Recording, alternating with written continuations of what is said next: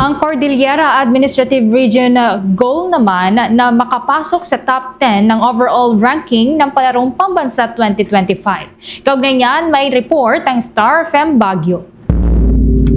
Patuloy na lumalaban ang delegates ng Cordillera Administrative Region na tinaguriang Fairless Highlanders sa nagaganap na Palarong Pambansa 2025 sa Ilocos Norte. Nasa mahigit 800 na delegates kabilang ang mga atleta at coaches mula CAR ang dumalo sa nasabing sporting event. Sa naging pahayag ni Stella Carino, Regional Director ng DepEd CAR, sinabi nito na goal ng rehiyon na makapasok sa top 10 overall ranking ng Palarong Pambansa. Dagdag pa nito na hindi sila nawawalan ng pag-asa na makakuha ng maraming medalya ang rehiyon. Malaban pa rin ang mga Fairless Highlander.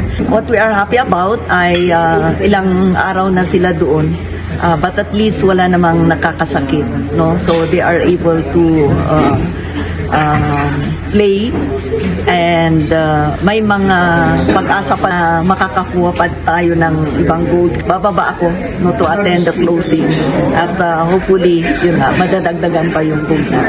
Ang aim natin naman is kasi number 13 tayo last year, no? Sana man lang if we cannot really get, kasi naging number 4, number 5, number 6 tayo, ay naka-top 10 naman tayo, no? Yun ang aim natin. But if we can get higher than that, then we'll be very happy. Hindi naman masyadong ma-pressure yung mga athlete natin.